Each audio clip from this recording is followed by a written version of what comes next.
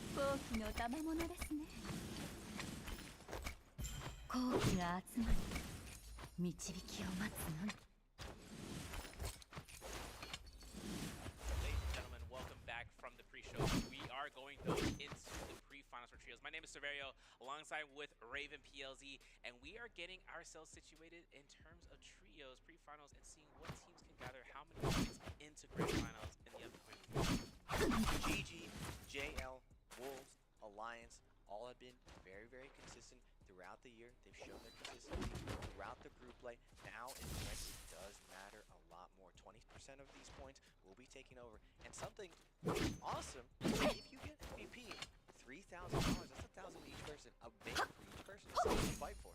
You guys can see how fancy through here. You know, you gotta pull out the camera, catch a shot of the QR code, and making sure you guys get yourselves into the Discord community. A lot of things to be recognized as well as, you know, your honest comments, and that's something that we actually went ahead and read on earlier and seen how support for BBE came through. Some recognition and as well getting those abilities amongst other things.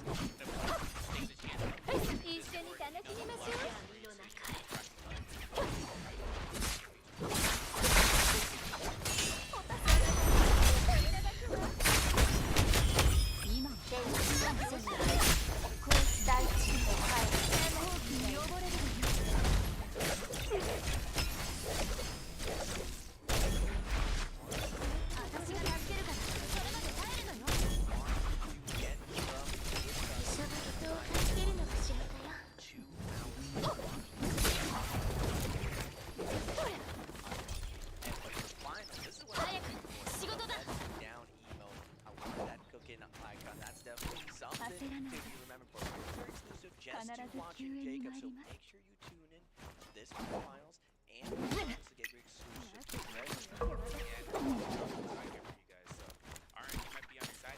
Get that super grand finals before that as light and know that's coming out there. You don't have a tag that had dropped just recently. So been able to pick that up will be a huge wardrobe increase. The legendary on board and just been able to go ahead and showcase, you know, this guy is pretty all the RNG that comes out from the pitch. A lot of rewards for Rayami wa michita. Dale has been, you know, one of the top dogs of the innovation cycles, especially yesterday, he has come through and scored the most so far, even with the pre-finals coming out.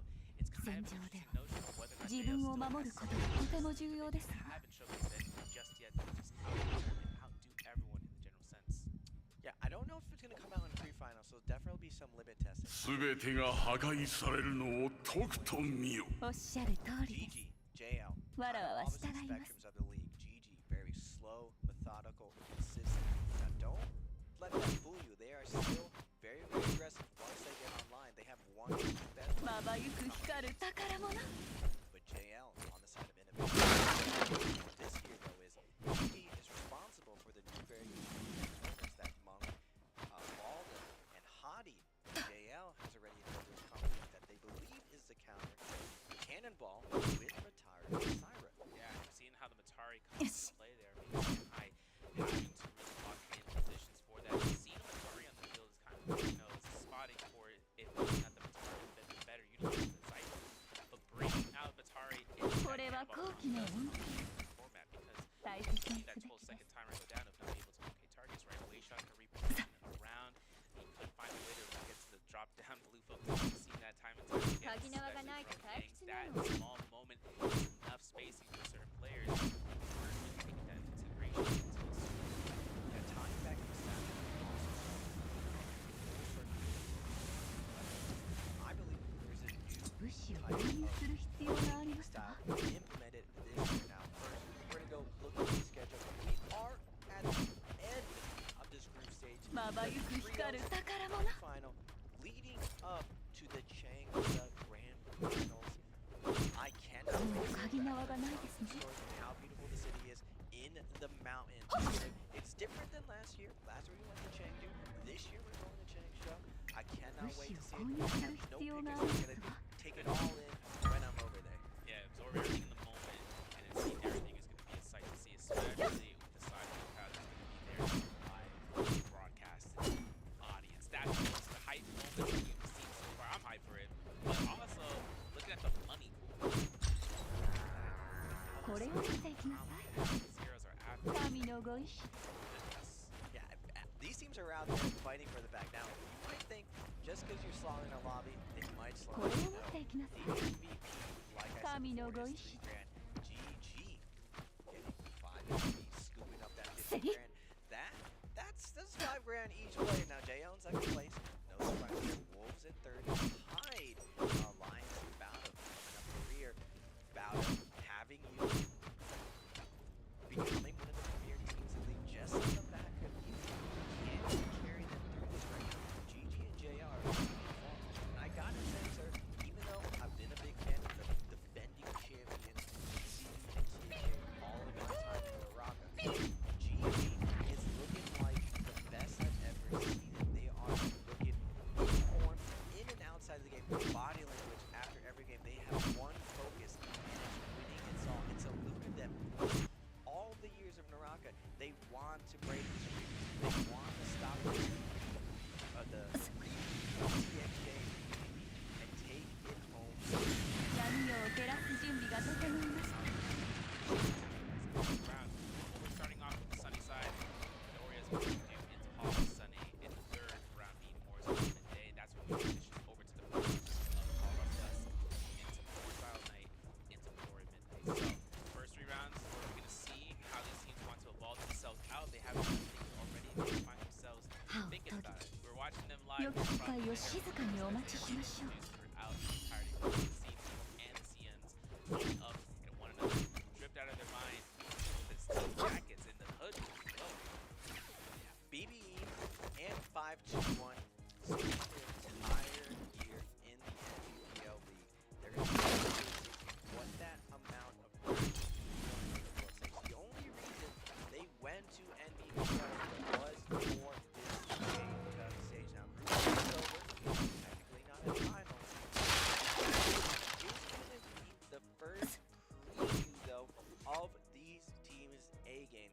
A couple teams will probably keep a couple compositions up their sleeves, but every point matters from now on. You're going to be taking 20% of your points moving forward, and these are the best teams in the world. No one's qualifying anymore. The best of every region will be represented moving forward at this point. Yeah, and it's crazy because we see the highest point earned in that day had been JL, the 102 points from day 1. Imagine taking 102 points from today, take 20% of that into the first day. That's essentially a whole entire game. Comparing it to solos is night and day. Knowing that when these pre-finals points get converted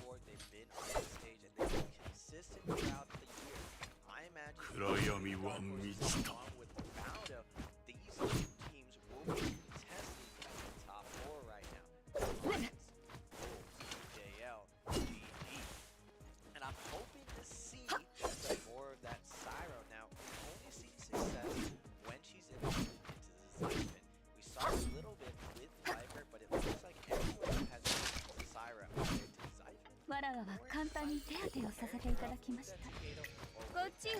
全てが破壊されるのをとくと見よ。なら行かなくていいわ。不死鳥は我々に至福を授けてくださるでしょう。迎えに上がりましょうか。Normally with those other, with Siphon and Siphon, you're not able to win the heal off the transform. But now that Syra's in the mix, it is a good answer to win against what I think is the most dominant composition, the new Transformers of 2024. You know, one thing too is to bring Syra out into the Fairy Shen against her, seeing how how it's utilized with using the light beam from Syra to stagger and the Fairy Shen to the cannon form. That can be preempted in charge of seeing how much when the Fairy Shen gets high ground position inside of that stage, not only will she try to go for the stagger, right? Syra will probably preempt, look for the dazzle, and then one quick motion focus on the Fairy Shen. The Fairy Shen can shut down if she gets to that cannon form format, just to go crazy in terms of striking down. Looking ahead, WS is high average. that was their必ず急行ではあれば。 other reaction. Try to take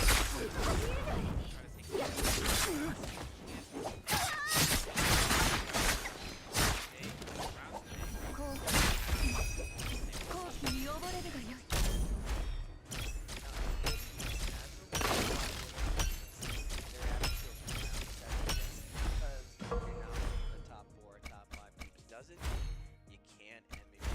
Any one of the Gen CL teams who made it past CN qualifying, which is way more grueling than any other qualifying region, are capable of taking this all down.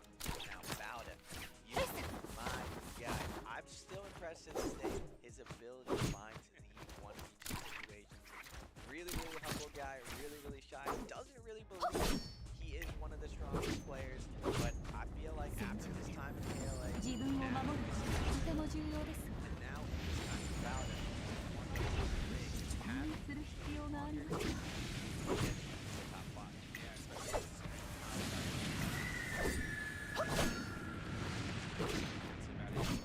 on standby, but for Alliance players お on っしゃる通りです。 road, わらわは I know Yuma and myself going out so far this season is just having to do that.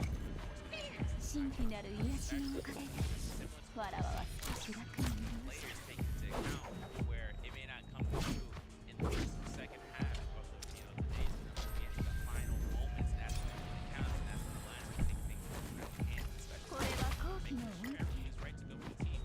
Take all the time to study all 18 teams in the league ever since the regular Frozen season. Now having to わら study わは 11 簡単 teams, に手当てをさせていただきました。 making it 体 12, 力回復中よ。 everything to their own hands. Something interesting about Alliance that I 鎧を修理中よ。 although they're known for their early and mid-game strategy approach process, coach likes going for early frags and for mid-game frags and prioritizing that over endgame, but early on. わらわは簡単に手当てをさせていただきました。 Strategy was not working, but they were able to 神秘 transition なる癒し for のお the かげ rest で of the group stage わらわは少し楽になりまし 12 た。 to slow it down, play more methodical, play the slow これは endgame 使えるわよ。 composition, and that recovered その贈り物に感謝します。 completely. They absolutely 不死鳥 slaughtered は it. 我々 Even に playing 至 a 福を slow 授けてくだ style, さ now る that で they're し looking ょ a う。 little bit more complete, I'm curious to see 高 whether or 貴な not わ they ら go わを to ここに drive 導いたのです。 personality, or because of this stage, 終わりなき大厄災が来るだろう。 meta, あなたはいつも私を喜ばせてくれるわ。 First bases come through here and getting our round selections for the heroes. If you guys are unaware how this works, let's give you a quick breakdown. 3 phases to be broken down between the 12 teams. これは私からの気持 Each ち。 phase involves 神 picking の a ご意 hero 志。 selection. If that hero is the 3 times more from the first and second phase, plus 1 point deduction for the whole hero point of 9.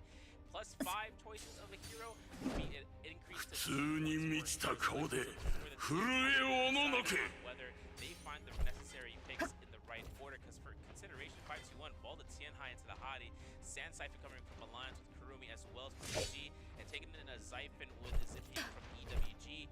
This is going to give us a good amount of pressure where there is no 2-point ban so far, Raven. And one of the things I noticed, I I feel like after watching all of Group Stage, a lot of the CN team's general philosophy is actually choosing one or two compositions depending on map. There isn't a straight hierarchy of which comp is super strong. Every single composition has unique situations that they're very strong.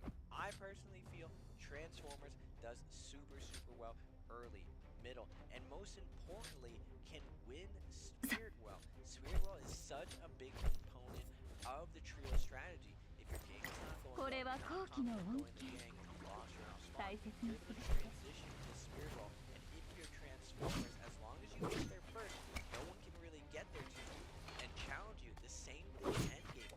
Even if you're very scaled up, even if you've won all the Yanks, it's extremely hard to force a Transformer team off the Spirit Well.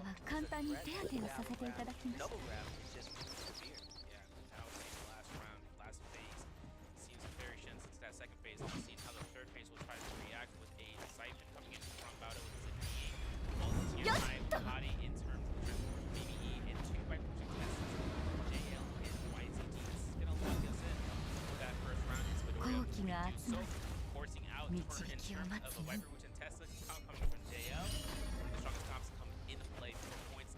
That's where we're going to see players choosing out the best heroes from the rip. Now, coming out of here into round 1, pre-finals for trios. The rewards are set.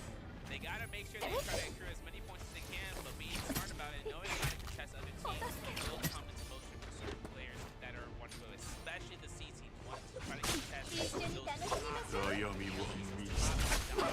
into the game state. And if they can be successful catching 3 eliminations on the rip, that's main purchase and go straight into another fight in their own team. Everything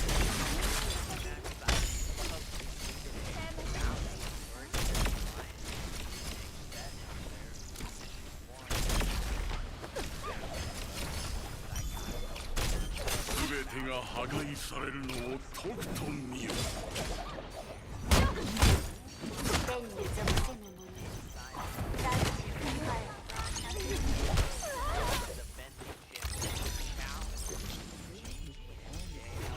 Also going to be a very exciting matchup, especially on the PUBG is going to be on their tried and true, their sand side. They have defined the meta of this Takeda composition for the last 2 months. Other compositions where TXJ from JL has created the Cannonball, all these new compositions in the previous years. GG for the first time is going to be bringing the modern 2024 Transformers.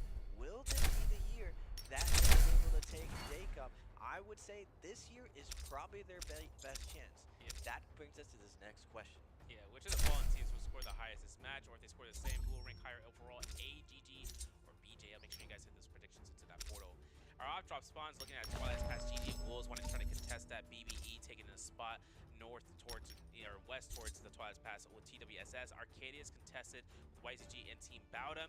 EWG and DRG are dropping throughout the towards the Skygaze Cove. Game 1 begins. Now I did see a Sand Siphon Variation with the Tianhai coming through, or with Temi, I should say.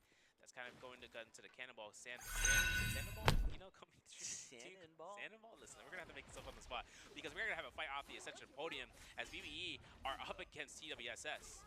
Oh, you were alright. I didn't see that. TWSS running a new composition. Snack's gonna come in with the R&B, chopping down Hottie BBs. Ivan is gonna fade out, try to find a reset, but he's gonna leave his teammate behind. Snack with eyes only for Ivan, looking for the enemy, holds R&B, looking for the stack from his teammates, not gonna get the double charge. Ivan spacing out right now, is gonna release into them, into 3 players. He's gonna get it going, but Snack is gonna take down his former teammates, BBE. Now going straight towards the action as YZG takes a full aggression route towards Bowda. Team that parry, you will find an investment for the F skill from Tessa. No combo breaker here, but she's at 47% rage. All she needs is 60% to cast out the ultimate. She gets caught to a double boost focus.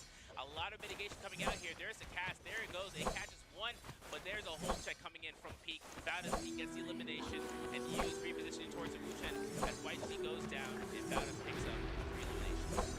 Tough break for YZG.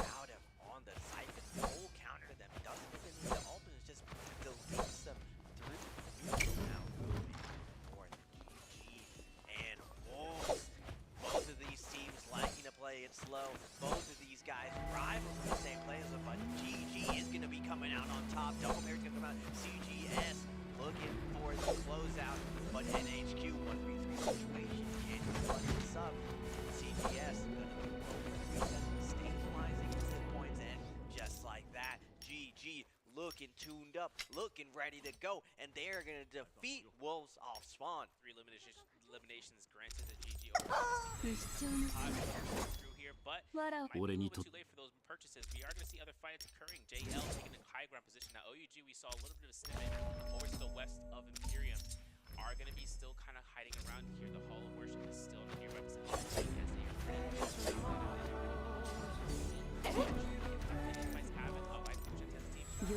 you want to see if they're going to be trying to take it down.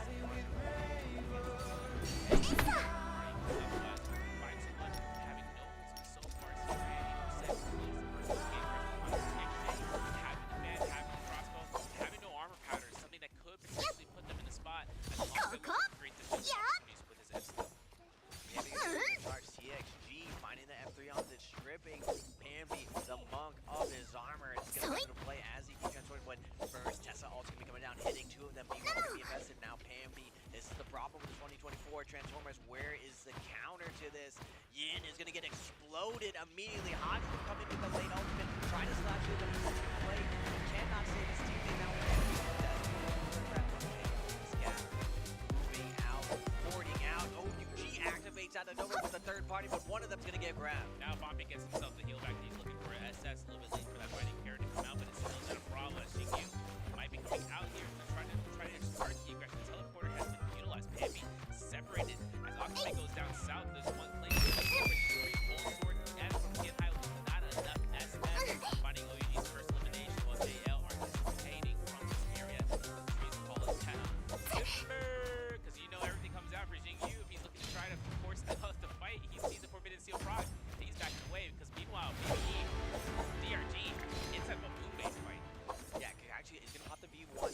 Nowhere to go, stuck against the flip side. BBE's Fat Milk is going to get shredded. DRG with the nice Moonbane, with the surround, putting this Transformer team in the herd. Roy Hee getting shredded by this crossbow. He's going to get a grab, though. Get a little bit of heal right now, but WX98 on his feet, shredding his ankles. 1, 2, hold, 3. Roy Hee double jumping out of here. Goes for the D-Transform. Now coming out of it in a 1v2 situation inside the Moonbane. Going to be fading out. Wants to create some space, give his teammates some time to get out of here. F3 is going to be coming down, deleting most of his hit points. The uppercut's going to come down. Roy Hee nowhere left to go. The light attack is going to close it out, and DRG, looking surgical, takes down BBE.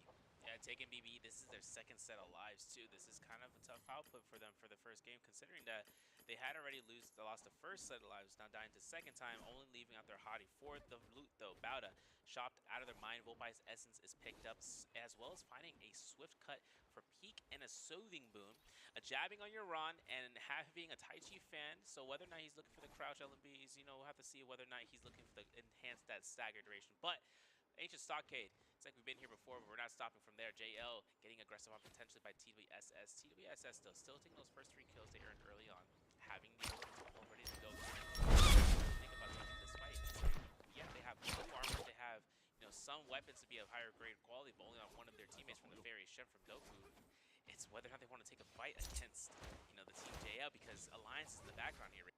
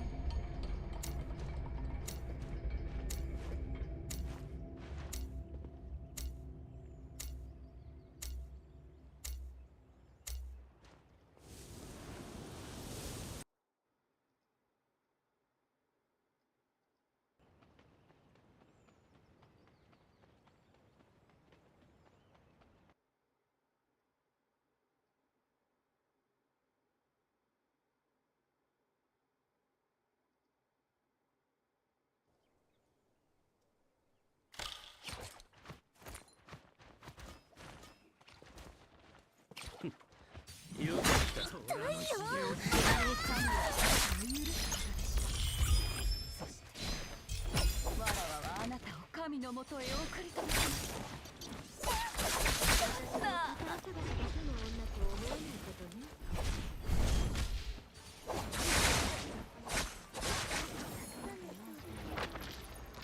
ごめんなさい。恩に報いぬ奴は人として終わりだ。まさか耐えろ。方法を考えている。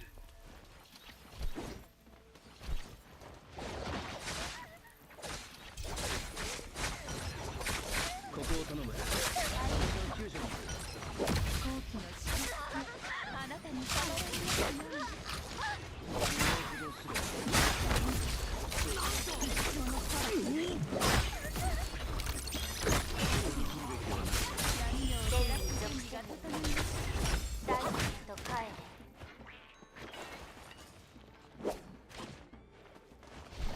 焦りの天に直線に砲弾飛行機に登れるでない。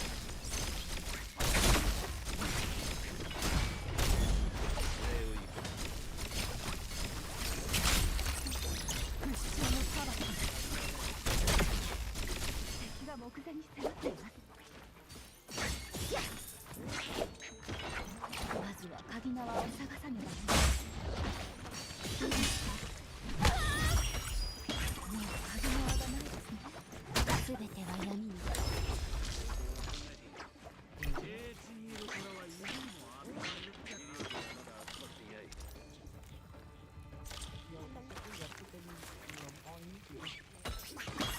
鍵縄が必要だ。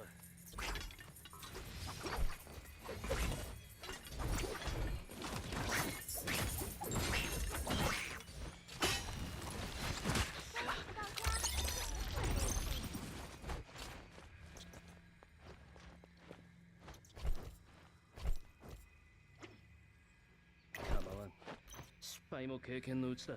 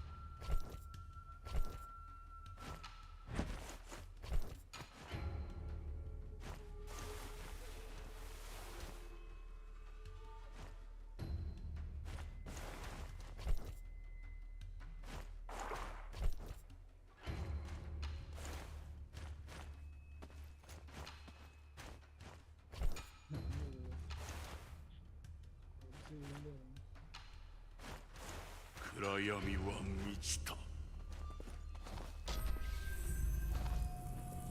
まだ軍配は晴れておらず倒れる時ではありません。敵が目前に迫っています。これをくれてやろう。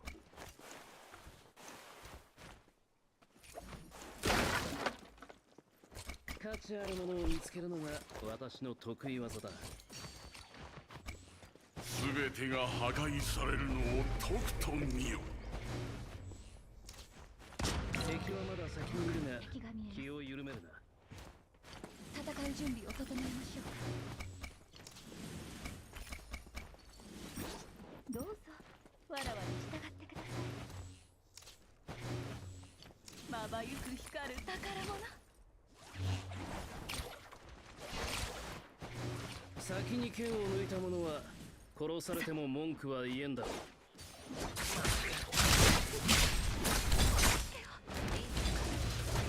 あなたどこですか？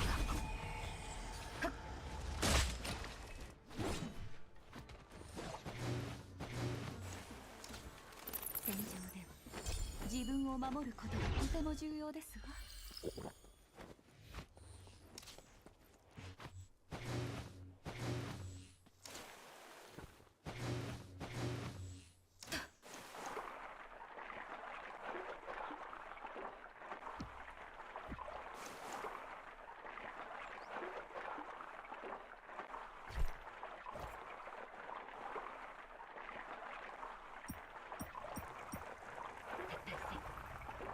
今は戦うには適切な時ではありません。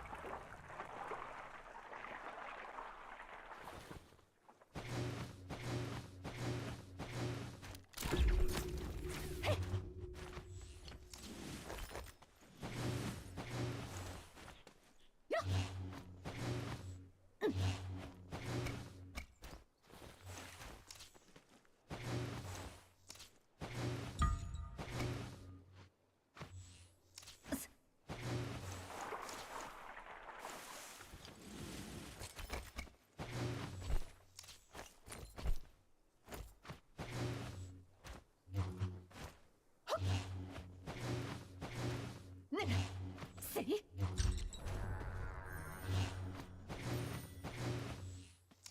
防具の修理が完了しました。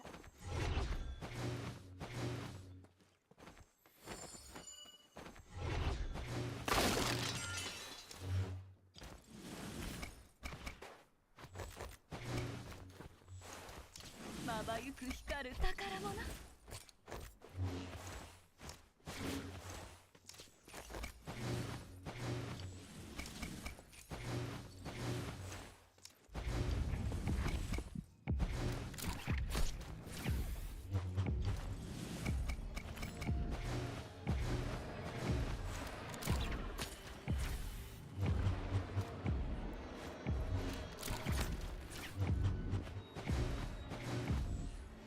まばゆく光る宝物。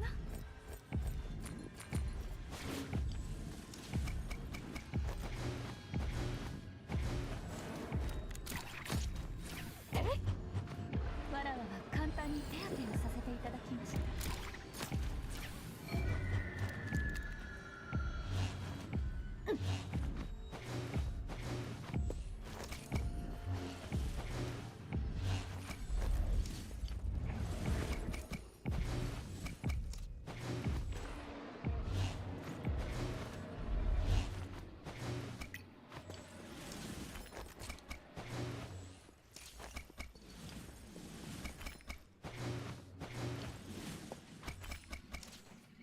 神秘なる癒しのおかげでわらわは少し楽になりました。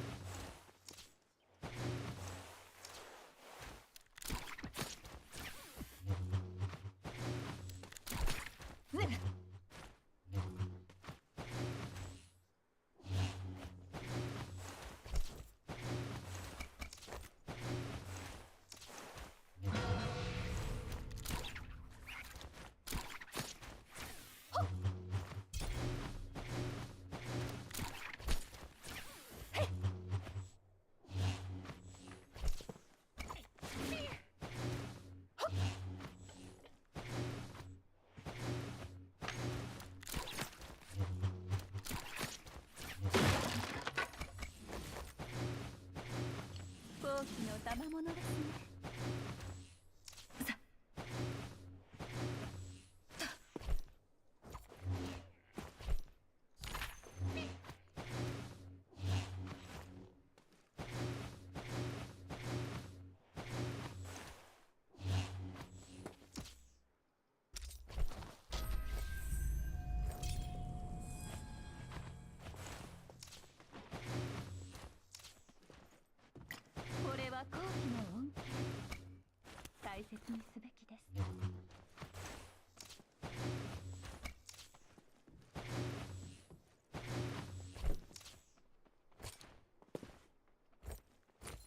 暗闇は満ちた。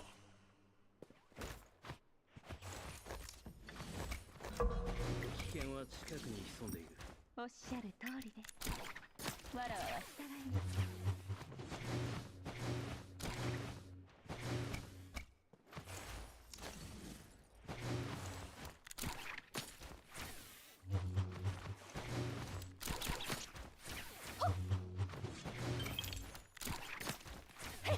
全てが破壊されるのをとくと見よ。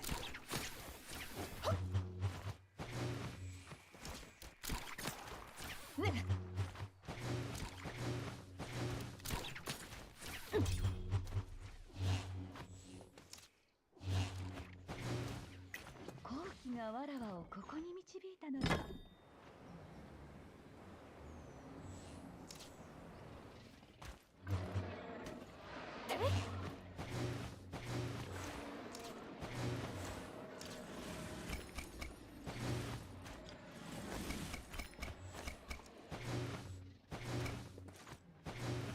まばゆく光る宝物。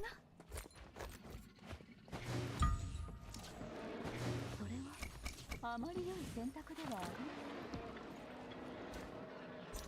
せん。さあ、闇夜を照らす準備が整磁いました。力がまだ集まっていない。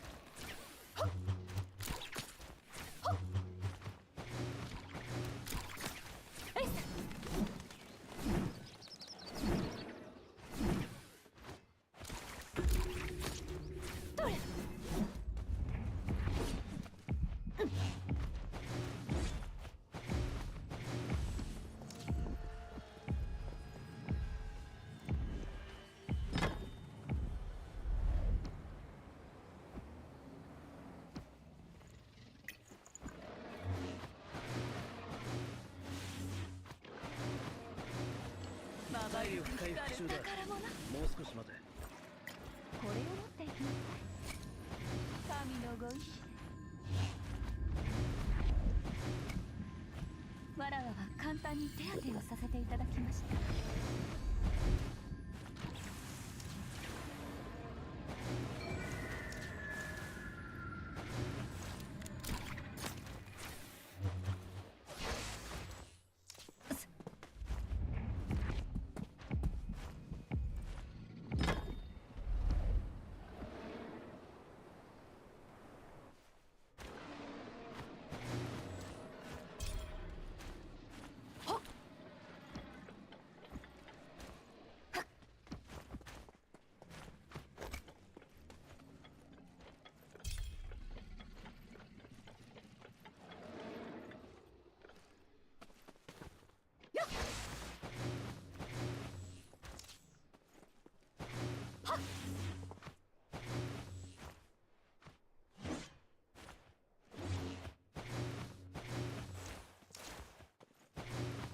まばゆく光る宝物。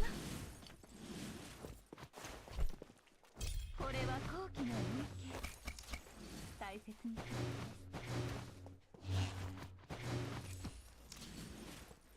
す。好機がわらわをここに導いたのです。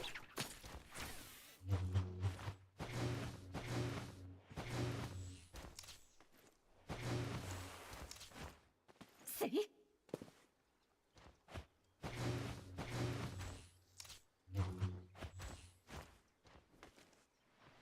磁力が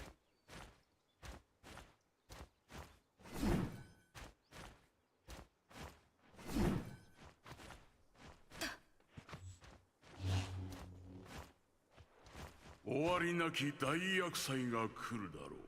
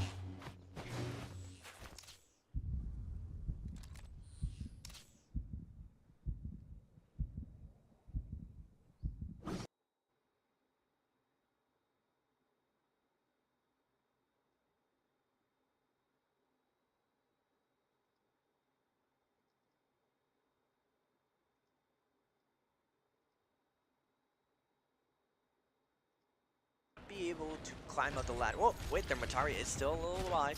He does have a little bit to work with, and Ivan is gonna get sniped from long range. EWG's Cookie with the nice pickup. Huge strikes, and we're gonna actually see Dofu get hit by one of the Moonmate Blasts, going down completely with no kill to any player on the teams. Now looking in terms of that, the players see that and they're like, where's that body? Where's that Soul Bloom? Because now it's down towards the final 5 minutes. The White Tiger's prowess buff is the Spear Well buff. Cookie looking to try to take the engagement up against BBE. The Bald ultimate forced out from Fat Milk, throws one spear. Cookie looks for the drop down stagger, goes for Heartstopper strikes if he can, and going for his silence. The second spear comes out. Fat Milk will connect a 3-piece coming out from that point. Now all the teams can look to try to connect towards it. They're not. The Spear Well bubble comes out. That means no range shots can come out here. As Fat Milk goes towards the zone, all the eliminations can be hit with just one RB, and there it is. And it gets his Soul Bloom potentially. Nope, it is yoinked as Alliance's Yuma comes in with a parry like that, though. Cookie still showing his standpoint as the top Zai in this lobby so far. Yeah, Cookie throwing out this heart stopper like hotcakes, looking for the stagger, letting everyone know if you contest us, we are super scaled right now. EWG's climbing up the leaderboards, already up to 8 kills. If they claim this spirit, well, again, who can stop them? Now, Zyphon, not the best team. As they get more and more loot, they eventually hit a power spike that they will not get any stronger. But looking at their Jades, many really good Jades on their side. They got Dreadful Whale and Heartstopper, and Cookie is going to be going on aggression, going to the high ground. Everyone's trying to maneuver, put someone else between them and EWG, because EWG is about to get on a roll. Exactly. We're going to see whether that rotation of the White Tiger's prowess works in their favor, even with the cooldown in effect once a strike hits one target. Now, Alliance is holding the ground, GG's holding the ground. I see that TWS's snack goes down as OUG's GG finds elimination, but a Test and Chink can disrupt this whole flow. DRG, Jong Chink, being the result of that. CGS looking to try to defend his teammate, potentially, considering his F skills already down. You can see whether or not they can go for chip range shots, and they are going to go try to do so. It's not going to be successful, but this is where that attrition warfare comes into play. 6 repair chests for DRG Concoxing. He's got himself a bow. He's been looking to try to hit some bow shots into this. EWG, though, looking towards their range line as OUG is looking to hide out there as well, finding the high ground position. Now it's going to be them running up amok in terms of their 8 eliminations, and there's Cookie proccing the ultimate with that reset. The White Tiger's prowess strike coming into play for that refresh. Popping the Zion, now he is going to get out of there. Getting out of the crosshairs of Cookie, but Cookie desperately trying to connect. お前たちの命の道は俺が断ち切った Triple charge from the high is coming in, and now Cookie in a tough situation. He's pushing the zone. The zone doing almost half of his damage. Grapple Council is going to be coming down. They're trying to hold him in zone, but Cookie is going to use his F, going back in. He still has that zipping ultimate from Zion just with that F, and the armor reset. We're back to full health. Actually crazy, because he actually told Cookie to say, yo, I need the Matari right now. Leeway's like, I got you, homie. F skill got refreshed. He didn't want to invest his ultimate just yet, just because he wanted to make sure it was all out considering from the armor reset, it's going to be a 100% reset coming out, as the Zai is going to be coming out with a Heartstopper. No, it's always going to be the R&Bs from Cookie, and there's going to be the enchant. Now the Cyrus in the play, but she's not going to be able to do much when she's enchanted for 3 seconds from Jinyu. He's getting a Dazzle Strike. Cookie not having an issue, but then again, he sees Leeway is down. They are not going to have the Matari, and now there's going to be Viper ultimate as Kakaxi comes in for all of these stuns, and the connections to come out here comes out as DRG can clean up shop. 1 kill to the next, with Pampy on the high ground. Having a Tianhai is the least of their worries if it comes down towards that time. Yeah, Pampy with 1 grab. Can he get 2? Cookie goes for a ride. EWG in shambles. The lobby jumping on top of them. And Pampy with an opportunity here to find multiple grabs. First grab going to come out. Bubbles on his feet, denying the prize from the high ground. On the high ground, though, Roy, he also looking for grabs. Pampy finding 1 hit, but he's going to be transforming both SC-18's monks now down. Cookie is still alive. Still has his Zai ultimate, going to the high ground, cleaning up shop, letting everyone know you still got to deal with Cookie. Going for the 1 try to lead, able to push WX98 off the high ground. EWG is going to be able to claim up the high ground, but GG, They've salvaged this game, and now CGS is gonna pop that Takano and go on the offensive. He's going with those fist blades. He's making the fearings count. Having 3 left, finding a purple armor just like that. Now right here, he's gonna get hit. And he's at the bush. He's not even gonna get hit by anything. No one's gonna see that bush. And now looking to the high ground, OUG and 5-2-1 are approaching to the point where DRG Lucian 98 is just trying to keep himself afloat, but NY7 says otherwise. Hitting the standards on having Lucian and going for the horizontal. Proccing his F1 if anyone has any idea. お前たちの命の道は俺が断ち切った。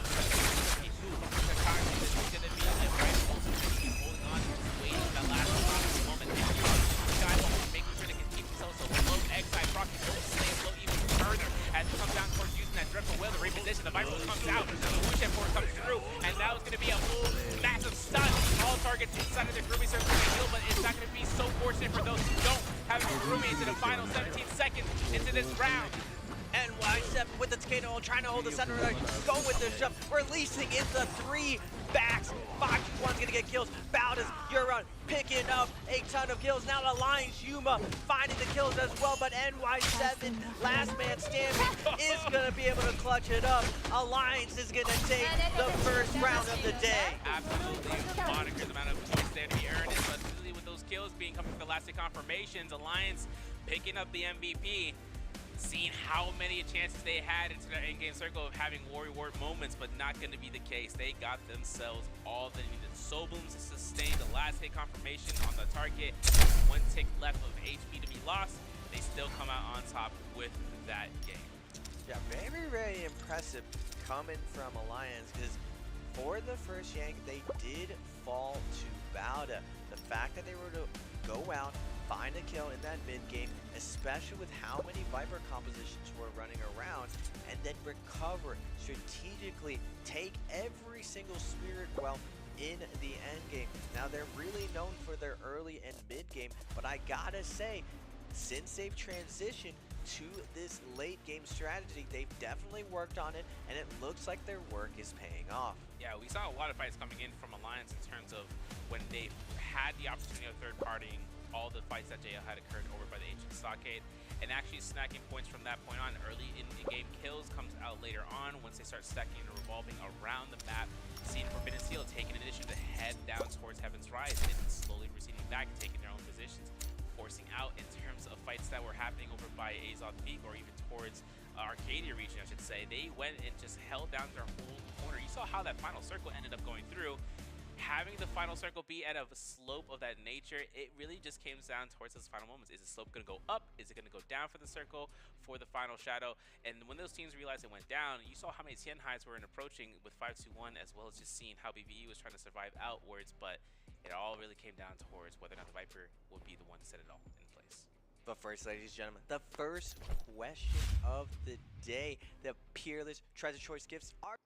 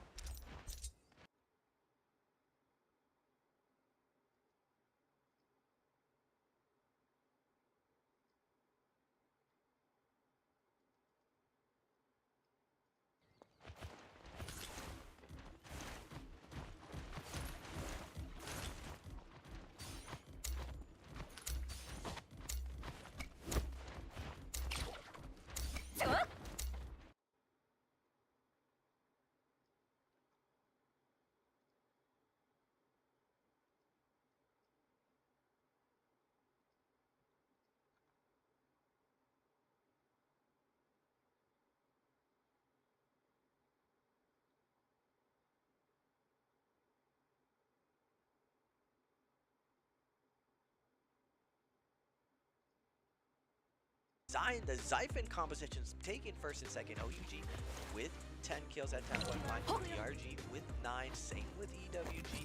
GG. YZG at 7 kills, 9.5, 7.5. GWSS West with 3 kills, but that mid game was brutal. So many teams were hard committing, and we saw the likes of PUBG and GG find the kills out of nowhere.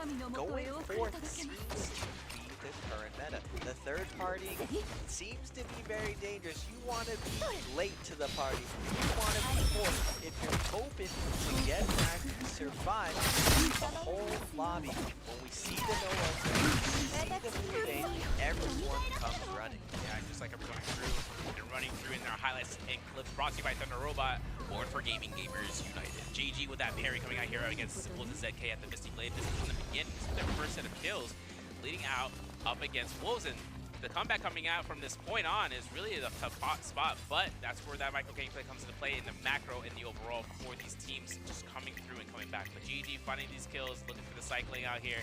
You know, Pistol Shot comes out for the F2 target. That's where we're switching on over to the other side where Bauda took up against Alliance in that realm. Yeah, you see his beauty. You see just how precisely he's tracking with those whips.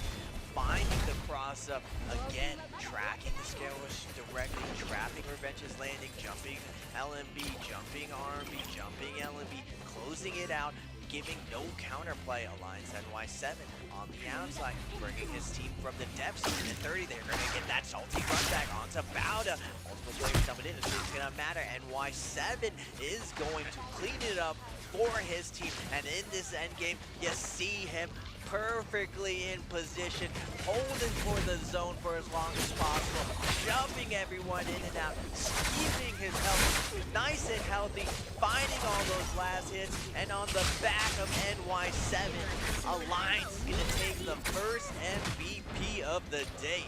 A lot of chances here seeing it for NY7, but can't forget our Temmie's out here. LXM picking up himself the MVP for Team Alliance, and this is going to be Smoke really comes in the clutch here for those final moments, but more importantly, just to see the overall value overall for Yuma actually having been to the MVP, coming out with a blistering edge as his primary weapon, having Hong Sword to be the more usage of what he's been utilizing, considering he was going for lethal jabs.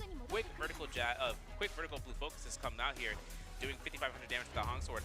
But that crossbow with Temmie, it's like keys in the pod. You don't really see that separated elsewhere, considering how strong crossbows come into the trios.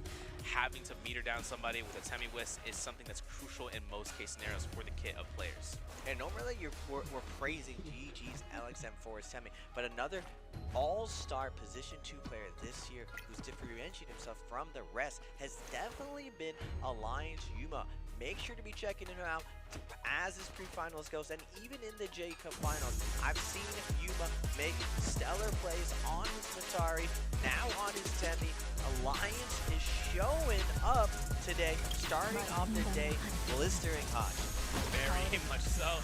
And picking up a Sand Siphon, if MVP comes out in most scenarios for Midoriya, we've seen it happen more and more times before. I think even in the day 2 and day 3, we've seen Midoriya have those Temmie circles to start the cicadas, and having those Temmies really dictate those fights, especially considering that we saw just right moments prior, right in that final moment, Dongqing procking up that V1 Viper. It's like, oh my goodness gracious.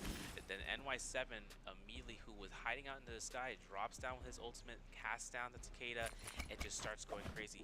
First, what he did, he set up the horizontal. He goes for the Winning Trinity effect, where he hits a really wide cone attack, and then he brings it back towards verticals because it's faster for the frames, but he's looking to try to catch any last hits in case everyone starts scurrying around once the 5-second duration of that stun ends. Yeah, great breakdown of his skywalking to follow up and find all those kills. Remember, going into that endgame, EWG was really postured to take it all. They had triple plus armor, and unfortunately for them, their aggression gets them focused out. They commit a little bit too much onto a Viper team, so the lobby aggresses onto them. After that V1 is hit, the dinner bell was rung. Everyone turns in. There's not much room. All these teams have cannons, and the second the team realized that EWG was vulnerable, it was their chance to kind of behead the dragon of the lobby. EWG unfortunately, but their Zai has a valiant effort of trying to recover their game by going to the high ground and pushing everyone off. Yeah, because usually when we see the Matari's leeway, it had been playing her effectively, tremendously coming in. Once the caught out position happens, though, once they find the Matari, some teams will want to make sure to take her out because that refresh and stealth goes a long way until those enemies are especially those micro-motion tests. If they find one test and chance to be utilized, it's to catch out the Matari and seeing that she does not live to see another day. So that way, once the time comes, Matari will be the biggest bait against their Viper for Wuchens and being able to find Soblums as well, just in case if he looks to try to set up a port and looks to reposition. Otherwise, though, that test of Soblum will be picked up to get at least that 30% range over the course of 10 seconds, then putting herself to have another ult ready when the time comes. But EWG Liwei, even though he goes down, Cookie still try to triumph throughout as being that Zai. Even though EWG had that strong run, I'm excited to see what's going to happen. For sure. Yeah, TWS as well, bringing out a composition we haven't seen before. The Monk, Varia, Temi. Now I was wondering if anyone else was going to reveal some type of ace card, something that they're comfortable with now. They didn't really get much going there. I don't see how this is a little bit better than the Valda composition, considering I believe with Temi or Valda, Monk, and Hadi, you can almost always contest Spirit Well, and they were in a tough situation leading into that endgame, running around with their blue armor, looking like a bunch of tasty blueberries. They don't even contest the Spirit Well. EWG ends up taking it. Now, they might have made the judgment call running into a very, very stacked Siphon team. Might not be the play, might not be in their strategic move, but at that point, most likely they're going to be getting picked off. How can they leverage their game back? So we'll have to see if they're going to continue with this composition. I know KLA, now that YZG, also ran something very similar with Zai instead. Yeah, and taking a look and seeing about TWS's spot, right? They were able to find 3 eliminations early on, but still having a struggle bus, just trying to find out where they had gotten to go next, and they still had, even after Rummying 2, blue armor, and I'm like, man, having the opportunity to pick up 3 eliminations off the rip gives you a huge benefit in terms of that early gold game. You can earn yourself those movements to be utilized in fights, but we saw JL use movement to defensively try to look for passive reses as Wunfang was kind of go for it, and using his Wuchen shield walls to try to reset, calculating how much time it was left, while we saw the teams try to initiate a pushback. Crazy enough from YZG CXZ looking to try to use F3 for the Viper and just gliding throughout. And then another movement cast from OUG later on against BPE, knocking them out nearly completely into that roster pick. So having that into the motion, they had time to study for that first round to go into the second round, because Holorock calls a little bit of a appreciation for how spaced out it is if they are more looking for that centralized location rather than it being in an open area. Yeah, Holorock has always been one of those maps that is just really, really wide open. It feels like when you're in the POIs, it feels congested. It feels like you could make a lot of plays, but actually most of the map is wide open areas. It's very easy to get caught out, very easy for teams to spot you across the map. So in the past, that map, when Colorado came out, the rise of Siphon came out, that heavy Takeda zipping at the time. Now the modern 2024 does have Kurumi instead, because of the Zais contesting the zipping so harshly. We'll have to see how teams are going to progress. But so far, as we've seen in the group stage, it seems like all of the teams use their character points to make sure they have the competition all the way down. And a lot of them are not able to do that. They want to gain that momentum a little bit early, get on the comfort bit, execute their like plan A strategy. And so far, they're really out in the top 14. TWSS for the first phase, JO for the second phase.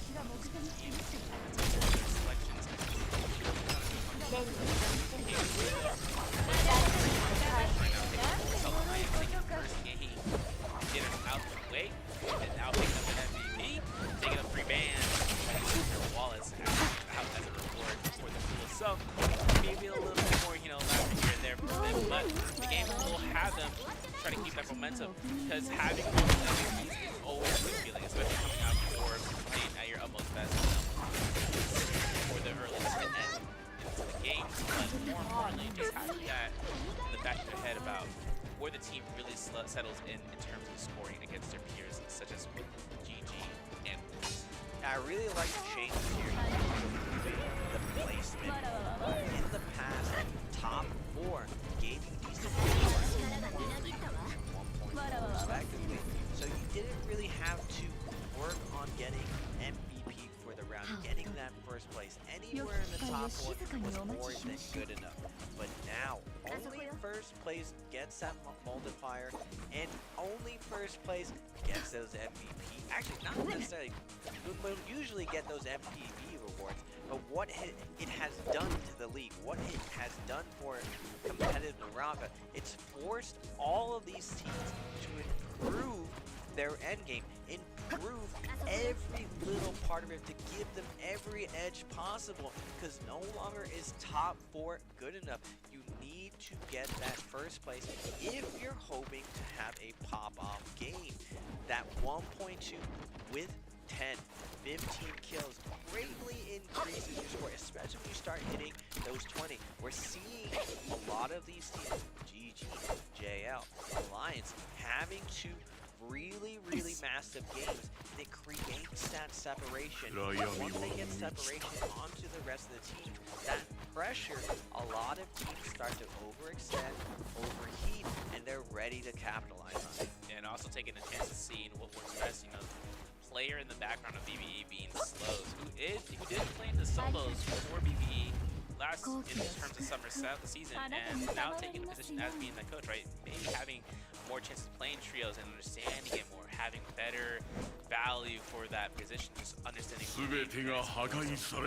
macro. It's always good to see how the players really put for player making it happen for the team. And the TWSS having been performing, being both in the solos for the grand finals and the trios for the grand finals, is Polaris has his spot in the background. He's the last seat on the table who is able to play on both fronts. The focus comes into play where solos and trios just operate that much more differently, and those who can play that hybrid option will have the best to say what is what. Yeah, looking at the selection, DRG, Wolves, TWSS, OUG, all in phase 1. Now, JL, YCG, BBE, Solutions in phase 2. EWG, 521, GG, and Alliance gonna be in phase 3. Now, this is Holler, Rock, Sunny. No Fireflies are gonna be engaged. Generally, when there hasn't been Fireflies, the lobby has played a lot slower. We saw some high in Victoria. Very similarly, with the exception that what the S tier, the best landing position, ends up being the puzzle location in the center. They've always contested each other. Now, he likes to play off all of that tree. AL in the top left usually locks in competitions. Looks like Wolf's going to be coming out with their variation Siphon, and OUG is going to pick up Cyber as well on their Siphon. And again, TWSS going to be running out with the new composition not seen before, that Feria from That's going to be interesting coming through here, especially them being able to play it the second time, and this time in a map that is in Holler for them. But Volunteer High for the transports coming up from JL. Zyphon was zipping in variation on BBE as well as for YZG. Bauda opting in here. There are no point bans right now for any hero selections, so for Team Bauda, they have things available for them outright. What's going to work best for them right now in the second phase, especially into Holoroth, they're going to go for the Transformer comp. They're going to have the Hottie, they're going to have the Balda, and they're going to have the Tian High. For third phase, the only ban here is Tian High. That means that Viper Witch Test is available, Sand Siphon's available. Pretty much majority of the comps can come out to work for anybody. Even Zyphon can be picked out here, Raven. Yeah, it looks like GG is going to be going with the Zyphon 521 Alliance, going to go with the Viper composition, and EWG. They had a ton of success last time.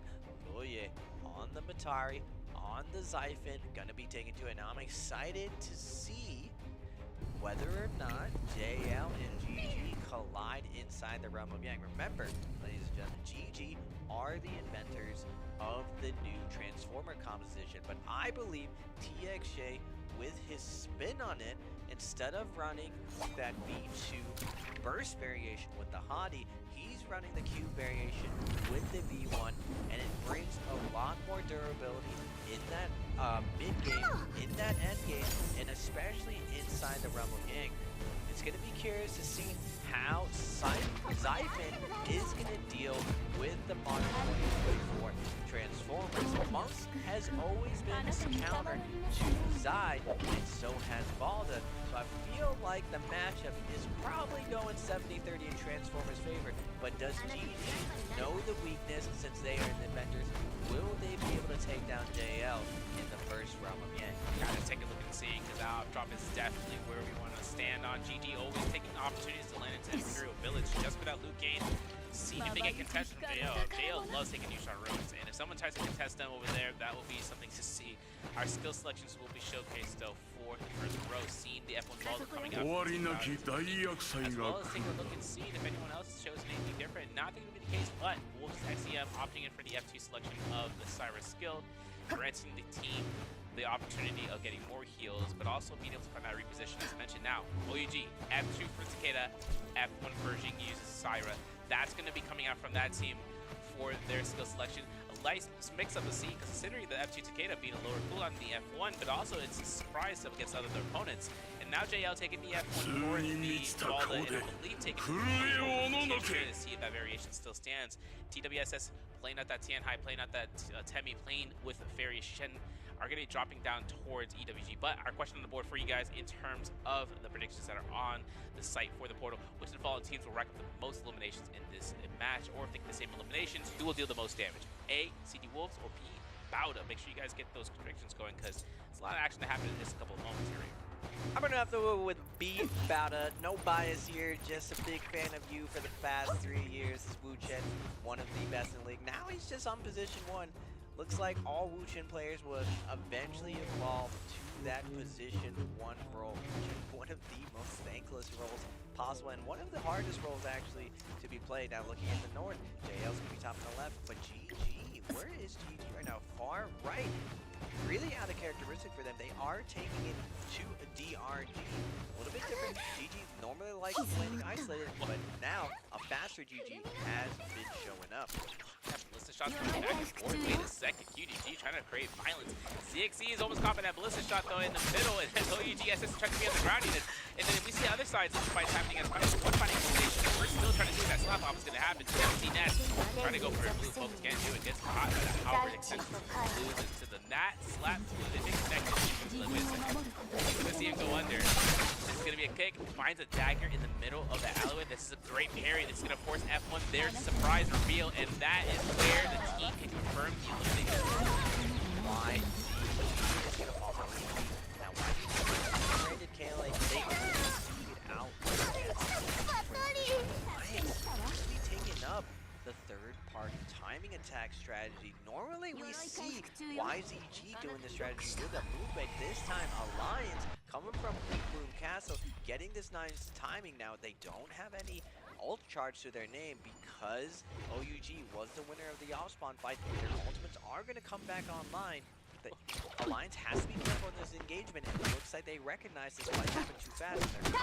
Now switching over to the City of Tank, we're going to see BBE with purple weapon already on their Zaya. Zaya is out by charges RB, baits it out. Leeway was not anticipating that. We're looking for the extension for the 1-2s. Leeway double tap dodge rolls out of there. And now the whole check comes out again. Another bait out. This works in Bin's favor so tremendously. Finding the Soul Bloom, picking up the first eliminations. Fat Milk was able to accrue it against Leeway.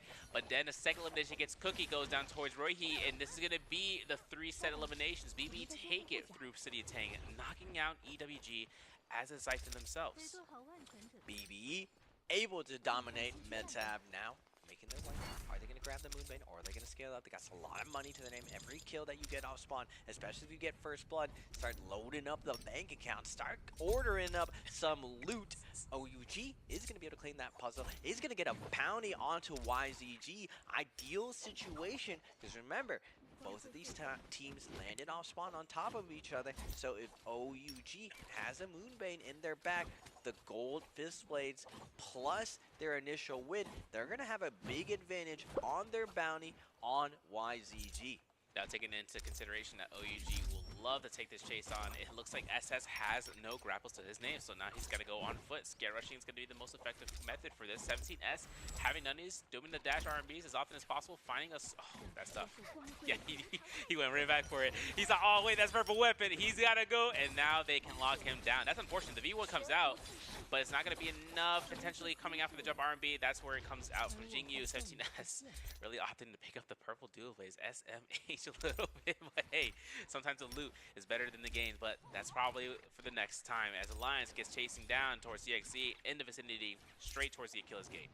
Loot Goblin trolling a little bit, sees the dual blades, not paying attention. You know what? When you see that pretty color, it's hard to pay attention to anything else.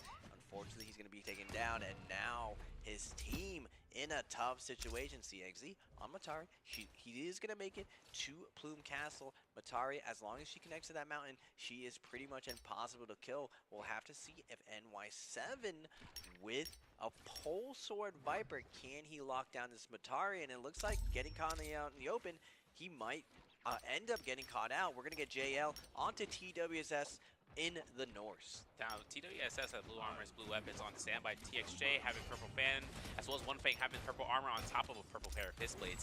Having the initiative drop right through, losing half his health. But the F1 comes out, and the hold is going to be good. The parry is going to be significant, as it might be Polaris's position right now to use F, to use ultimate right afterwards. There's a separation for them. The Fairy Shen Beacon is down for TWSS right there. Is going to be Polaris taking it and making sure he can try to find some spacing. But the temporary circle can only work for so long. BBB gets caught by the cannon shot, and now they're going to be looking to try to see about any sort of escape. There's that V1, there's a second one, and now the team is out with the Hottie Teleporter being utilized, Raven. Yeah, Snack with the Monk Hold and Polaris with the Fair laying down the covering fire, but JL using the rocks, line of sighting, denying this pressure.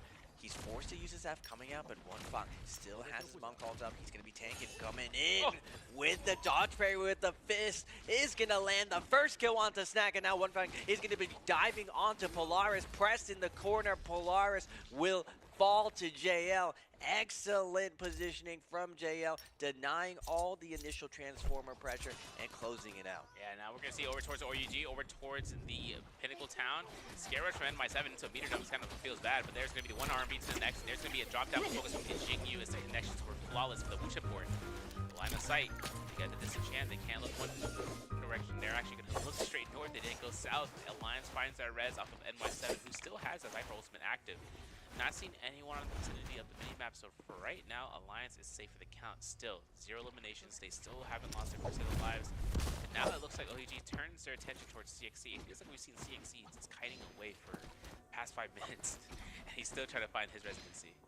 Yeah, CXZ just been absolutely hounded from OUG since off spawn. YZG loses that off spawn fight and proceeds to have to run away the entire game from the hunting OUG. Now Bada showing up, realizing, wait a second, this team looks a little bit different. Bada on the Transformers, so they looks like they lost their off spawn, going to scale up with that blue armor for their bunk. You're gonna get that blue armor. Now the key is, even if you lose off spawn, when you're Transformers, when you're Siphon, all you really need is to get your J squared away and play for that first gen. Kills are not as important, and if you can't play that first gen, you probably move over, play for that Spirit Girl, just because of how dominant the Monk and Valda combination is when they find strong positioning. Radio on that front. GG at the Grizzly Rise. Have a movement. Can't use it yet, because EWG are around this area right now. The Bell may or may not have instructions for right now. EWG gonna see a usage of the movement as GG has not just consumed it. Maybe for a Running, maybe for a shot for a Rift Dealer, just try to deny teams that try to work themselves to buy that purple armor when the time happens. But taking into consideration that GG are pretty good for here at 7 eliminations, they are making their way towards Rummyang, southwest of Grizzly Rise, or the trenches, I should say. For EWG, they're way out into the outskirts looking to reset themselves for gear. Meanwhile, into the southwest corner, we're going to see BBE, as well as the Wolves, as well as, if I'm not mistaken, OUG right on top of one another, and they're just kind of hiding out here until the time comes to hit into the Rummyang, because Alliance is approaching towards BBE south of them, but Bauda is way out in the north, where no one's going to try to contest it at the Yushan Ruins, at least for the current moment, unless something else differs from that moment in. Yeah, looking at the Realm Yangs, Bowda in the top left, GG in the bottom right, BBE though, and Wolves, very, very contested Realm of Yang. One of the big differences of this year is, I would say, almost every single Realm of Yang isn't for free anymore, especially in solos and in trios. Players cannot be trusted, as I see both Bowda and JL showing up to the store. Now, there is a little bit of an incentive for Monks to let other Monk teams get to that end game, winning those Realm of Yangs, just because Monk covers each other for that Realm of Yang. I'm still excited to see whether or not Syra, though, and Takeda can win versus this 2024 Transformers. It's going to be an interesting sign up here. Blue Armor's on the standby, but remember, you can get that 1800 HP throughout. That's going to be a Benthic Descent in the Sap Shade on SS right now, as well as a Sap Shade coming in here for GU. So we're going to have to double check and see what's going to go down here. The drop down horizontals comes in as the fifth place from SS at gold rarity from OUG goes in, and he gets caught by the uppercut. This is going to force out the F3. The amount of action exploding coming out from an immediate Sire ultimate will ensue. The Takeda ultimate has been procced out here. SS is still looking to try to find the right moment, because all it comes down to is utilizing the skills first and then ulting second. F2 is going to come out from SS, leading OUG through this onslaught of this Syra ult. They are going to sit inside the Karumi ult, not popping their Syra ult yet. I just realized it's Syra, Karumi, Takeda. Wait a second, we got a strange combo in our hand right now. OUG's going to be leading the charts, getting the stagger off. Syra ult's going to be invested, holding on to the Takeda ult, now going on to XEM. Press against the core, 1, 2, 3, stagger. Takeda ult's going to be coming out from the enemy team, trying to stagger him out, but SS is hot on his heels, and they still have their Syra ult to put on the pressure. They got 4 Fear and Blast. There it goes down to 3, and there is going to be the reciprocation coming up from IHQ. Hoping to see the RMBs come out, the jump horizontals, and make it happen. And now there's going to be another Fear and Blast to allow for a free blue focus. As XEM goes down, the Poison Splash is procced out against OUG's favorite, Rico being the one teammate to go through as their Karumi, but Syra still holding the fort down. GU takes a full blue focus, but there is SS on that reversal. There's going to see the F2 come out from SS. The somersault wasn't good, but Xingyu is going to be the focus from NightHQ, maybe hopefully from NightHQ's position right now, and looking to hold RMBs. But the resets for OUG is immense. But NightHQ, he's holding out. He releases. The blue focuses come through. There's going to be a horizontal. There's going to be the grapple bump. Oh no, the grapple is denied from the soul form. There's going to be a scare rush potentially coming out. SS gets parried. NightHQ goes ahead, finding one elimination, looking for number 2. He's one hit. He goes for uppercut. He double dashes. Wild sweep. Pelvic thrust might be a chance, but I don't think there's one hit left in 7 seconds, Raven. Otherwise, NightHQ is going to look to survive here. He's clinking back and forth, and there's the elimination. Xingyu comes out in the last possible moment. Humongous play from Xingyu, bobbing, weaving, dodging the fist blades. That was so close. He was able to eye frame so many attacks leading into that last hit situation. Hong Sword versus fist blades, really tough matchup. Really good play from both players, but on the outside, Bowda versus JL. Double parry's gonna come out. One Fang with the flank, looking for the RB focus stack, not able to land it. Now, keeping up the pressure, Yu is gonna get covered by his teammate right here. One Fang peeled off from the back. Yuran with the spear, going Monk v Monk. He is going to use the cube to get out of there. One Fang going to pop on his heel for millions buff. 1 minute and 40 seconds. No pressure onto JL. Bowda has to find an opening here, and it looks like they're going to trade out, and Euron's going to start the fight with his Monk ult. Now, this is going to be a spot for Euron in the bottom floor, looking towards the top, seeing where the disengagers are coming through with the teleporters. Doesn't catch anyone, but One Fang is going to use his ultimate in offensive pressure. As the grab is had, it's going to be an immediate slam down. VVV is not going to have an issue with that. He's going to throw a spear in response. Looks to go for the single vertical blue focus for Longsword. Does it again, chipping the HP from the Tianhai. One Fang finds a double grab.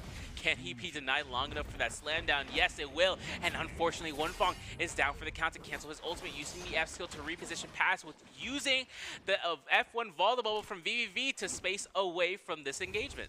Euron with the God Monk play denies the double grab slam for his team, but it's not gonna matter. Bowda's peak down to 1 HP is gonna get chipped down. Same with Bowda's U. JL making it look easy, delaying their ults, slowly working Bowda down, and JL is going to come out on top with the 2 Vermilion teams buffed. Now going straight down towards Serpent's Pass, another player has been seen. It's DRG Kakashi, and the test enchant was good for the count. VVV goes out for his Vermilions. We got 20 seconds left. We're going to have to try to burn this one out here because the survivability is looking a little bit shoddy here. For one thing though, NY7 attempt for the Viper Sun gets 3 in a row. Wait, this might be a chance here. The F3 is good. The horizontal long comes out. DRG are not going to be able to make it happen for as much value as they were looking for, but same time, still having Xingyu left behind here. He gets a double parry. As a result, we just throw those in revenge in the background. Focus out of his mind, having to use Wu Port to get himself and his team out of the fray. Yeah, multiple diving in right now. CD Wolves joining in the party. Takeda is going to be invested right now. XEM looking for the horizontals with this pulse sword, chunking him. Xingyu down. OUG's going to fall. Can Wolves get more? Alliance showing up to the party as well. Wolves doesn't want to overcommit, doesn't want to overheat in this spot. They're going to slow down. Nice play from Wolves not to bite too much more than they can chew. Now we're going to switch over to the Ice Shard Lake Revenge, looking to try to throw those long sword beams again, and now forcing out the potential for dropping down. There's the F3, there's the knockback. GG3 goes down. There's going to be a fan to reposition NY7 on the ground. He takes a free musket shot from that grapple stacker. Just nice, concise, and all the things nice. Before NY7, this is going to be where he has ultimate in 7 percentage points. He's got 9 grapples. I'm not sure if he's going to look for a drop down ultimate for it, but they can defend a Rummy Yang potentially, so long as OEG don't want to take the fight in their own hands. Yeah, NY7 Alliance, just excellent timing, finding this V1 flank. NY7, you just see non-stop highlights of him finding these multi-way stunts and getting in there and securing all the kills. A lot of the times, especially when we're playing the Attack on Titan Viper compositions, the fight is decided all by your Viper and his decision making. Like within the first 5 seconds, if he trolls that ultimate, if Wu Chen doesn't sync up with your Viper, a lot of the times you will not pick up those kills. So it really shows just how good Alliance tactics are early and mid game. They're consistently finding high value V1 stuns with their Viper. Now we're going to see a fight. OUG having double sap Jades on standby, picking up that Phantom set from earlier from the first Rummy Yang win, up against JL. JL on that Transformers comp having the option of Erudition on BBB, Alchemy as well, and a Winnie Trinity being picked up here. Got to be careful. One Fong looking to try to go for the blue focuses, having to look to get caught by a blue focus on the drop down. Not what he's anticipating. F1 is still available. Backs away, sees a Flamebringer on top of the pillars. Like, let me just space away. And with this ultimate being casted, One Fong has to make sure he looks for the right investment, because Xingyu being able to use his ultimate as early as he did is an advantage for JL potentially, so long as they find the right connections. This is a fight I want to see. OUG's Xingyu on the Syra, popping his ultimate. It looks like JL is going to be leading with the Hottie ultimate now. Xingyu out of ultimate. Now JL going to activate with their Monk ultimate. Takeda ult's going to be coming down, trying to peel for a minute, but SS is going to get grabbed, thrown up, is still going to get re-grabbed. The crossbows are coming out. SS is going to get shredded by BBV, and now One Fong is trying to get traded out. He does jump onto the pillar, denying that melee damage on the ground. One Fong with the back-to-back grab, coordinating with BBV. Can OUG bring this back now in a 3v2 situation? Now the cannon shots are coming up for One Fong. He's going to be that third party in terms of just doing the extra little bit of tick damage here. Time's going to be had here to try to delay for the buff as long as possible. Most likely try to get that later on. Meanwhile, in the zone, Alliance chasing down BB's Royhe. Using the F2 to try to go ahead and reposition back in. And Y7 is going to go for one heal and still kite around for the flank. No grapples to his name, unfortunate. But he's got to be careful about this one, because if any other team's trying to go off this end in this direction, this is where they would want to look in the first place. Knowing whether or not Alliance has it in them to kind of work and using this Mystic Might, they had to take the time to reset completely. They got no grapples, no vitality on Y7. So for right now, a shop might be something they have to make a way towards, maybe towards Pinnacle Town. But Royhe dies to the zone. They won't be able to secure the information in terms of where, but they know at least a target has been. Now EWG again, we're seeing them with their Zyphon composition scaling up amazingly through this mid game leading into end game. Their buying is on point. They're finding the Jays. And last time we saw them with multiple strong Jays. They had the Heartstopper on Cookie, and Loye had Dreadful Whale. What are they going to have this time with their Draco Storm? Now, traditionally, you don't really want to hard commit in this situation. You want to commit to that Spirit Well. Now, you can choose, though, between hunting this Yang recovery situation. You see OUG, they have 4 minutes and 17 seconds ready to go. Looks like they're going to make their way to the north. And same thing with Wolves. There's kind of a little bit of agreement here. You want to take this fair fight in the north, isolate it up. We're going to get OUG versus Wolves. Yeah, it might be a chance. Wolves is going to take the Baitcoin through, and there they go. Set up the shop. Oh, man. XCM rushing right to the scene. I know he's looking to try to find Jinyu here. It's gonna be a rematch. I hope to kind of earnestly put, or a mirror coming out from the Cyrus. For Jinyu though, positioned on the tree, holding blue focus as long as he can. Looks to initiate. There it is. Might be looking to back off as the blue focus drop down happens. F2 is picked up. Jinyu seeing the F1 from Takeda says don't throw the blues, but a rampage like that forcing his F combo breaker comes out. It's gonna be the back and forth flanks that come through 1 second to the next. These guys are going crazy. Now the ultimates are gonna be struck out here for both Burmy and Takeda. Jinyu gonna pop the Cyber ult. The beams are coming out. Both Cyras lasering both teams. Takeda is gonna get taken down. OUG's SS not able to survive that initial burst, and now Shinyu's gonna be backing off. Doesn't want to give up this kill for free. Wants to play hard to get, but Wolves is hot on his tail. Needs this third Soul Bloom, but it's looking like the double healer Takeda not super good once you recognize his double healer. It's a little bit of a gimmick once you recognize that this team can potentially be double healer. We're seeing the answer to it. Now getting frozen by the Ice Butterflies. Oxy's forced to ultimate here in the zone. This is going to be a lockdown that they need to try to get to at least. They find the one with the remaining target. XCM gets caught by the Flamebreaker, but they did not from Jinyu to try to force Akaxi into his melee weapon. Might have been too late. F3's up, but Wuchen Port will get the team out. They are on high ground. Oh my goodness gracious. Yuma goes ahead and gets a Viper ultimate to come out here, and NY7 finds a primo position right now. Tap dodge.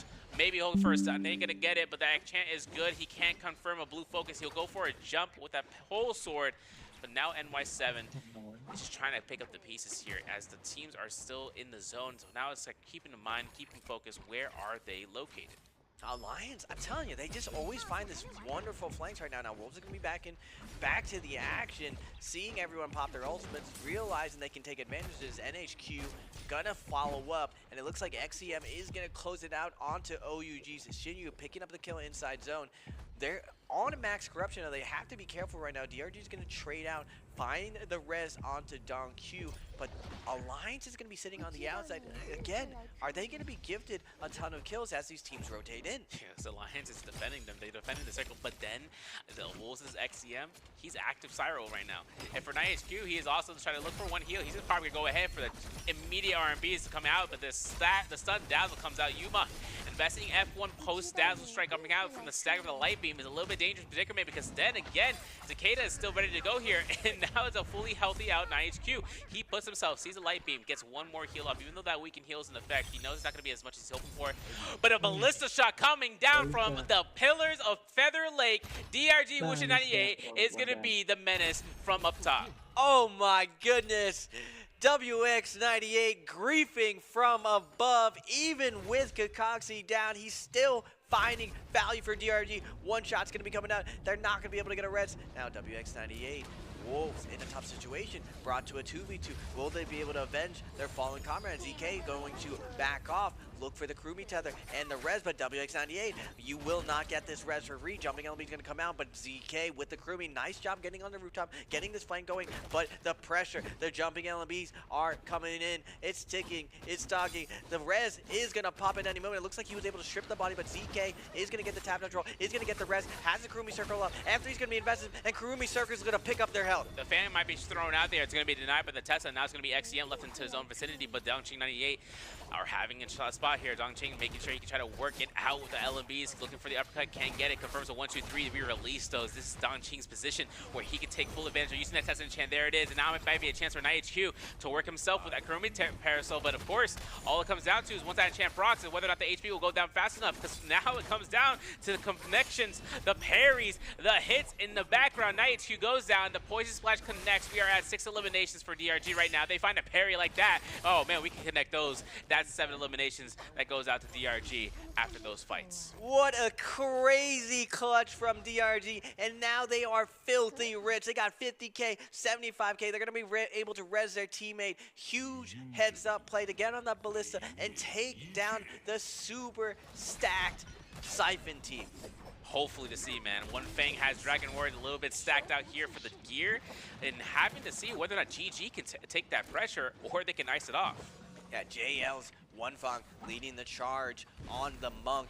Wants to get this there. GG doesn't want to take this fight. Too many teams are around. They're going to retreat to the house, try to hold the front entrance. Zion's going to be invested out. CGS now diving in onto Wonfang. Multiple teams here. Wonfang doesn't want to hold in the center round. The CXJ is going to bail him out with that cube. And now on the back foot, JL's going to reconsider, re-engage on a better fight right now. TXJ peeling for his team to get out of there, but CGS, Zion has been invested, knocking on TXJ, but multiple teams hitting with the range. Seeing that GG's in this vulnerable spot, GG has to be careful and try to rotate out of the situation. And now with no ultimate for that side, CGS is going to try to heal up as often as he can. Has 8 arm patterns to his name. And Pinnacle Town has a lot of buildings, a lot of windows for them to disengage from, but also to get struck out of. And there's a lot of cannons to be thrown out into that building set, so it's going to be those proc shots that really make it work. But EWG for eliminations, look at the hunt out here. There's the F2 initiated coming out from Cookie to try to go for it. The F1 from the Tesla knocks him back, and that Tail Strike is going to force it back. But then again, Cookie doesn't care. He drops right through out that window, and he finds himself on the ground floor as he forces out the engagement between all foes. Cookie diving a little too hard, flying off the cliff side now, looking for the flank play. All of the lobby raining down cannon shots, and Cookie is going to say it's his time right now. Zion's going to be invested, looking for this high ground. Tired of these cannon shots being raining down. Going to secure the high ground for his team, knocking CXZ out of here, but dropping down. He wants some value from this ultimate. Holding the high ground now, Cookie. The Moonbane is ticking off. Everyone's trying to claim a better position right now. There's 5 teams stuck in this corner. This is a lot of fights to be happening with 23 players still up in the lobby. And we have under 6 minutes to count this out. Tessa and Chance are being spammed left and right for the rage. It's going to be gained back to doing damage with the longsword beams. And there's Cookie going ahead, has his refresh off the F skill due to the Matario being procced from Lue, and he's looking for the Clink. He's trying to find that one target, that one person that was 1 HP. He can't. He's going to have to really hold down the ground and try to reposition with his team on the drop floor and dropping down right inside the building as QGG gets struck. The Zai ultimate goes out. Look at that double tap dodge coming out here, knocking him out the window. Oh my goodness, the connection with the F2 from the Matari and the F2 from Cookie to get the kill. The comment's good for 5 eliminations as EWG are stacking it up. EWG, we saw them previously dominating, claiming the Spirit Worlds, but this time, this is what I was saying before, sir. Why weren't these Monk teams claiming these Spirit Worlds? That's why Transformers is so strong. They shouldn't have been giving it to EWG. JL is going to be claiming this Spirit World, and now they're going to get a massive power spike. Transformers get so much once they get gold weapons and gold armor. Picking up, they have 2 more devices. They just found a Hepta detach to be earned out, and Wonfang also has that Dragon War. Brother, they got the loot. Dragon War is going to be used for range pressure in the longsword for the sustain. If Wonfang can find a pair of the longsword, that would be his biggest boon for this fight. But for Wonfang, he's seen his teammates, they're doing all the work. TXJ finding the eliminations. He's just keeping grounds into the back line in case anyone wants to try to flank them out. Yeah, JL going to be claiming the bottom right of this circle to the left. GG posting out Bowda on the other outskirts, and DRG and EWG on the high ground. 5-2-1, trying to posture up, trying to press out one of the CN teams from the high ground, but on the left side, GG, you always find them in endgame. Even in these situations, you cannot count this team out. They're up to 8 kills right now. JL at 12. But DRG and Alliance both in striking distance to take this MVP. It's still going to be highly competitive, but both Bowda and JL on the Transformers have all of the loot onto their Monk. It's going to be tough for this lobby to survive now that there isn't a lot of cover when Bowda and JL JL hits their monk ult. Now, one of the gates over there where we can see Alliance are taking refuge, it's going to be a lot of ins and outs. They can make their ways out just to avoid the amount of pressure. As we can see, TXJ is looking for those range shots. One Fong is looking for those range shots. And they have a lot of high ground here in this position. Now, this also gives NY7 full coverage for a Viper stun. He's got to be careful enough because there's other Vipers in the lobby, such as Pampy here, who is going to be one of the only Vipers in this lineup for the final circle. So once he sees the first ult, it's going to be the second one to be struck out. Everyone's getting pinged out here. That Mystic Might from JL is giving the vision that's necessary, but that's only going to be a buff available for the next 40 seconds before we really transition into this end 3 minutes. Yeah, on the left side here, DRG is trying to hug this corner, but GG, this is what they're known for. They play that ultimate low ground so well. They don't try to force high ground so much. Ultimate low gives you that ability to capture all of the kills of everyone dropping down from the low ground as the zone pushes everyone in. EWG is taking a ton of range damage from JL. JL, the most stacked team in the lobby, and on the right of them, the other monk composition posting up right next to him, you probing, seeing what the vibes are like. JL, Bauda, both claiming out in the open ground. Everyone else setting up, trying to stick away from them, because when those monk comes online, there's going to be a ton of pressure, but 5-2-1 Pampy is going to get it going and initiate all the ultimates with the first ult on his Viper. Absolutely crucial right now for the endgame circle. Now the Tian Highs have full Valley here to go back and forth. There's going to be one Fei looking for grabs to the left, and while the other Tian High is looking for grabs, Akame's going to get caught. We just need a slam down. That's all we need, bro. And Akame goes down as a result. There's going to be the elimination. One Fang looks to try to rotate it down here. He's got another grab coming in from the other side as Bowders. Yaron finds 17S as well as EWG's leeway. One Fang ends his ultimate, having no solos on the standby, but he's able to go to the zone to reposition as Yaron is looking for grabs left and right. His ultimate's going to deform here. So while he goes to the ground uniform, he is more healthy than he could ever be at full gold armor, and he's still spamming those shots. 14 players left into the final circle, now down to 13. Yeah, one Fang is going to come out of Monk Ultimate already up to 73%, getting so much range from these cannon shots. Everyone is trying to hide away. Everyone's clumped up. He's doing so much damage, already up to 91%. Within 30 seconds, he's going to have a second Monk ult. Dragon Roar is going to be coming out, looking for the damage. JL and Bauda is absolutely deleting the lobby. Everyone's getting out of there, taking high to the skies, but on the low ground, both Monk teams are consuming all the kills. Now you're going to see how JL's PvP is utilizing that Head the D-checks in the background, because now One Fang has a reason to exist as the Tian High, the final circle comes out here. That 10 is the bane of his existence, so he can't even run up through it. So now that comes down towards Valda, connecting for the spears. EJS gets caught, and now it's going to be a one slam down. Well, the connection comes out. There it is. Into the Head the D-checks in the zone. No, but the re-grab is going to be good, and that's a second slam down. This is up towards 16 eliminations coming out from JL, and they're not stopping yet. We still have 7 opponents for them to look out for, and the grabs are just going to continue on into the last seconds, and there's going to be one last one against Wuxia 98. Deformation and one score for One Fang, as his team still has a Valda ultimate available. Yeah, on the low ground inside. Euron's going to make the move, come to the outside. Double fry on to JL, and Euron under the 10 is going to pop ult in the late. Poison Splash is going to come out. Alliance's NY7 is going to pick up a ton of kills, looking for the frags. Bauda's you all the way in the high ground, delaying it for as long as possible. But still, Euron is going to fall right now. Bauda's you with his last hit is going to be up, and it looks like we're going to go for a two-way tie. Yes, Bauda and JL are going to close it out. Both Transformers teams last until the very end. Connecting between both Tian Highs. Once we saw that first ult early on, Viper ult from Pampy gives Tian Highs no reason to worry unless a Tesla comes out. And even then, that's able to be denied with a 3 seconds versus a full styled out stun that kills that would have potentially went towards the Viper Tesla team. Instead, can be rotated out for them. And with that, Tian Hai momentarily coming out of the form and picking up the solos, he's able to come right back and strike even stronger once the zone starts to close in even further beyond. It becomes more of a time out of how much stamina do I have in these final moments to tap dodge every single one of those grabs. Yeah, GG tried their very best, isolating off the left side, not aggroing the two strongest teams, but unfortunately when the high ground came down as the zone forced them off, the Viper ult initiated, forcing everyone out into the open, and both Bauda and JL with their monk just started scooping up members of everyone. GG unfortunately getting forced out to the open, losing one of their members, and this is the power of Transformers in these endgames. Monks bomb monks. As long as both of the monks don't go for each other, it's an all-you-can-eat grab buffet. Yeah, it's like gashing yourself a voucher No. to try to get all the ribs you can. Give me 20 skewers, please. It's Thank you. And having everything coming into fights, we know that the players take that seriously, especially with Tianhai's looking for the joints. But we got a question for y'all into the chat at Twitch. We can make sure you guys get some goodies for the Peerless Treasure Choice gifts. Which team won the game to today? Is it A, City Wolves, B, JL, C, OUG, or D, Battle? Make sure you guys put the right answer in the chat.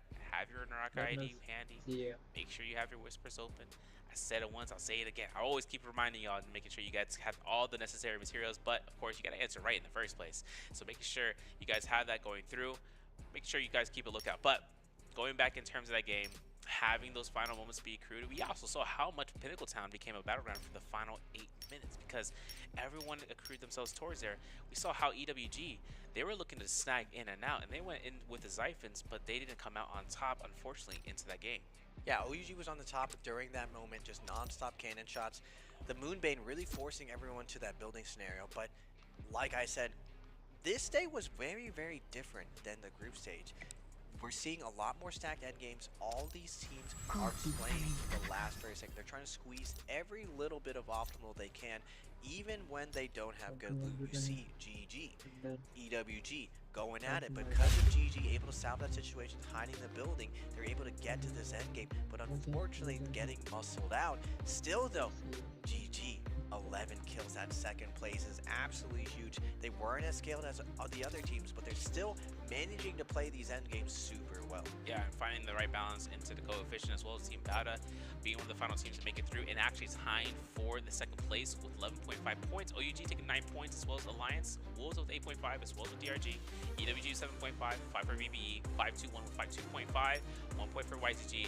TWSS bringing 0.5 onto the board for today, and for this round, I should say for round 2, taking that Valda, or taking that Tianhai Temi variation into this game again, it was just something that they wanted to test out, and it's going to be the second time playing said comp, but bringing it back towards JL, 11 eliminations on the Tianhai, 22,000 damage to be brought with the slam downs. Hadi dealing more damage in the grand scheme of things with more assists, while tied out here, Valda from VVV, doing work here as well, tying it right next door towards that Tianhai for the DPS. Yeah, a lot of the times for Transformers in the past, Shanghai has been that position on that high damage team, but now in the modern Transformers, he's more of that support role on that healing monk variation. Now looking at the overall standing order, CWSS starting off a little bit slow. First 2 games, a little bit of a warm-up at 4 kills, 5-2-1. Similarly at 4.5. Now BBE, a little bit better, has a bit better of a second game at 6.5. Now at the top 6, DRG having a solid game at 8.5. OUG, same thing, climbing up to 19.5, 2 solid games. GG, the team of consistency at 21.5, not able to get their pop-off game, but still salvaging their games. JL having a very bad first game, but popping off that second game, skyrocketing into the top 3. Bauta back-to-back consistent games, 24.5, but at the top, Alliance with that massive